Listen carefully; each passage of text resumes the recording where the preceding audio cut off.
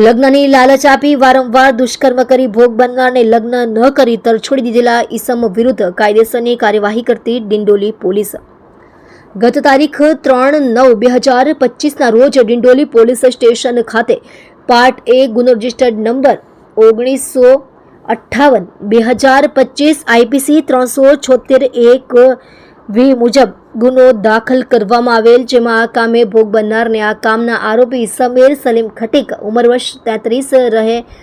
112 બીજા માળે ઇન્દિરા ગાંધી સ્કૂલની બાજુમાં મદીના મસ્જિદ લિંબાયત સુરતવાળાએ ભોગ બનનાર સાથે લગ્નની લાલચ આપી છેલ્લા 12 વર્ષથી શારીરિક સંબંધો રાખી ભોગ બનનારના ઘરે તથા અલગ અલગ જગ્યાએ શરીર સંબંધ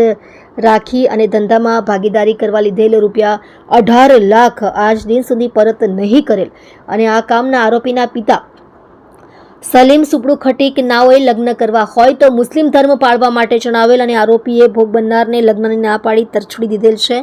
અને ભોગ બનનાર લગ્ન કરવા કહેતા ધમકીઓ આપી ગુનો કરેલ છે, જે અનુસંધાને police inspector Shri R.J. Chudasama સાહેબ તથા police inspector Shri K.A. Chauhan સાહેબના માર્ગદર્શન હેઠળ ગુનો રજિસ્ટર્ડ નંબર 2025 આઈપીસી 376(1) 376(2) N 506(2) 114 મુજબ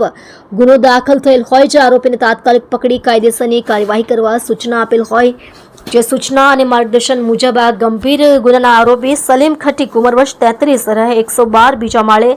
ઇન્દિરા ગાંધી સ્કૂલની બાજુમાં મદીના મસ્જિદ લિંબાયત સુરતનાઓને પકડી ધોરણસર અટક કરવામાં આવેલ છે।